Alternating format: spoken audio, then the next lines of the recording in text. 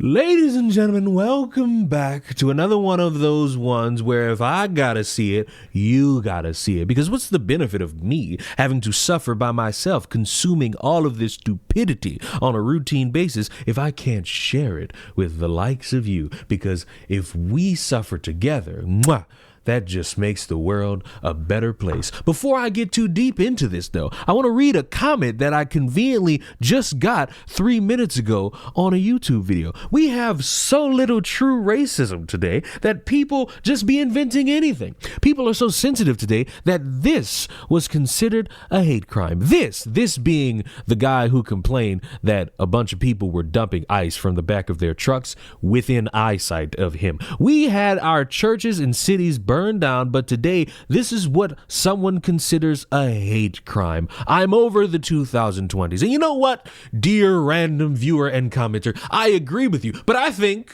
we could kick it up a notch. Instead of us complaining about a potential hate crime from having to witness, I guess, white individuals dump ice from the back of their truck, what if we change the scenario and instead of being in your own home, you're going to work? And you know, the typical 9 to 5 punch in, punch out is the common American standard in understanding that no matter what, everything's just going to start costing more. And you go into work and you're expecting the workplace environment, seeing the employees, seeing your fellow coworkers. What you aren't expecting is a decoration that, and you're black by the way, instills that fear of discrimination targeted at you because you're the strong, independent Afro-American in the year 2026. So when you see what I'm about to show you, understand the racial dynamic here and how insensitive these coworkers were to their black woman coworker, the most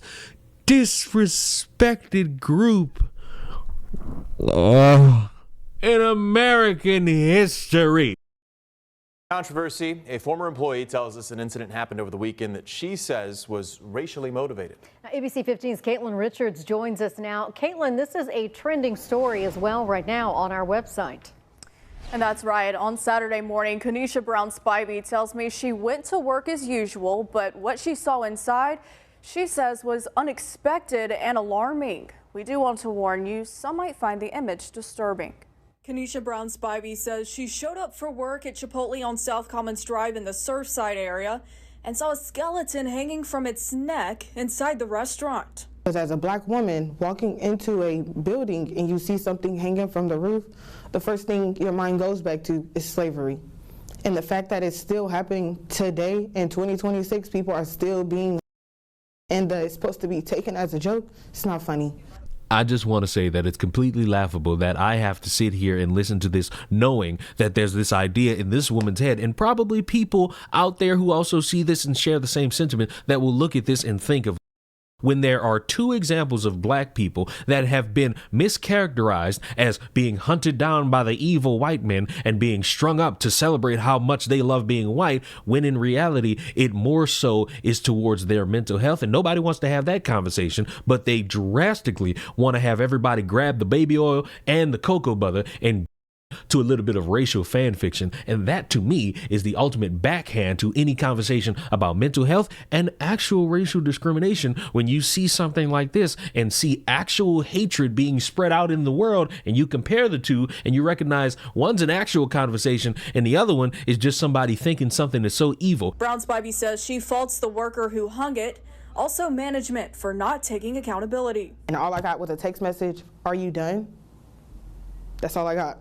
No, "Are you okay? What happened? Do you want to talk about it?" We reached out to Chipotle's corporate office asking about this incident. We received a statement saying, in part, quote, "The employees involved said that there was no racial motivation or intent behind the display referenced in the social media post," adding, "We understand how it may have been perceived and we take these concerns very seriously." And what does it say that a employee could bring this up and you have the top brass speaking on it and doing an investigation and figuring out why this was strung up? and people saying, no, we didn't do this to target this person. We just did it to do it. Because, oftentimes in casual workplace environment, there's a little leniency to just do whatever. Criminal? No. But just decorating the workplace, it's like that common loose thing that isn't really a big deal unless somebody tries to make it a big deal. And here we are with such a big deal. Tiffany Andrews, the president of the Myrtle Beach branch of NAACP, says this type of behavior is not okay. At some point in time,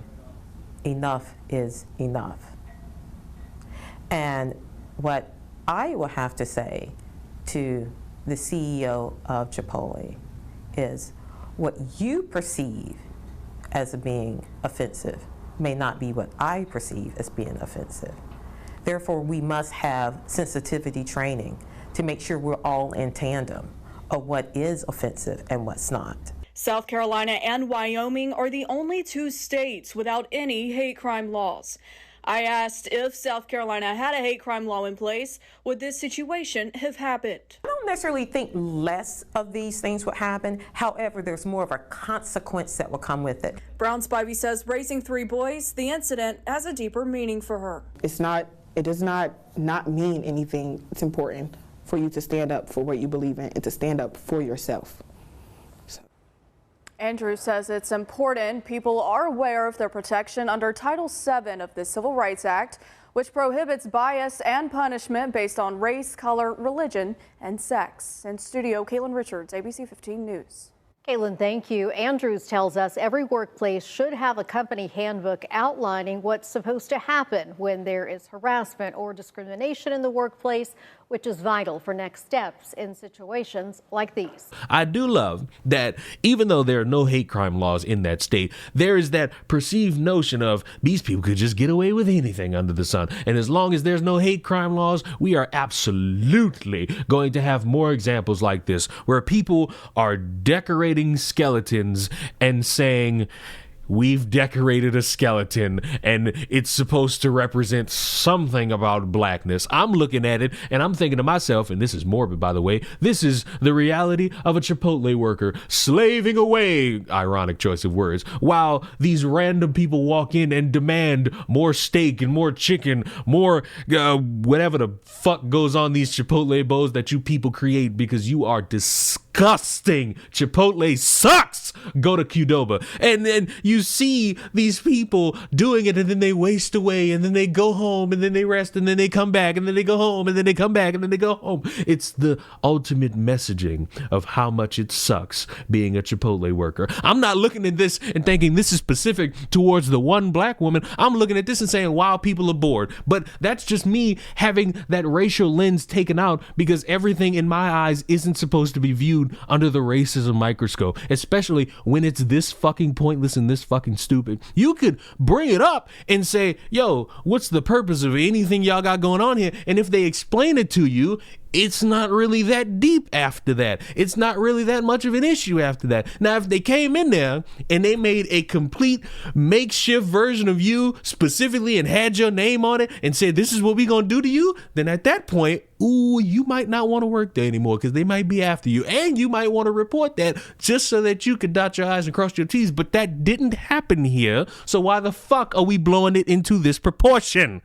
I get wanting to chase the ghost. Truly, I do. That ghost is often alluring. It's captivating. It draws you in at every single given moment in time and making sure that you see it and getting you to chase it. But sometimes, and I do mean sometimes, it's important to first recognize what's going on here. It's important to dot the I's and cross the T's before you submit the written paper. Because if you submit it without checking your notes and getting it proofread, you might look a little bit foolish when it comes time for the final grade. And I'm going to give you a grade of a D- on the scale of the racism test. It didn't have enough stink to warrant even a C-, because if I were to believe that this was the discrimination brought upon specifically you, I would need a little bit more of a factor in proving it. And you didn't give me that. You make it seem like you just walked in to the workplace, saw a skeleton, and then bitched about it. And it's at that point, it seems like it's not not an act of racism. It's an act of you being a fucking buzzkill. I understand wanting to have that message about how there needs to be better protections and better understanding of the workplace and better understanding of everybody's feelings and emotions. But it's at also the same time we need to have a conversation of understanding what's being done, because if there's a conversation about why that's up there and then they tell you why and it's just for decoration or it's just to have a little bit of fucking fun in the workplace, not an attack on your skin color, at that point it's over. But because we got to jump to the racism first, we often lose sight of the beauty of understanding through conversation. And as we get older and older and we slowly shrivel up and we go into the catacombs of understanding that slowly we fade away, I fear we may never truly understand the benefit of conversating with one another. But let me know, is this an evil act of racism that warrants the NAACP involved? Or is this an example of someone being a buzzkill? I welcome all comments in the comment section down below. I will see you all in the next one. Mwah! Goodbye.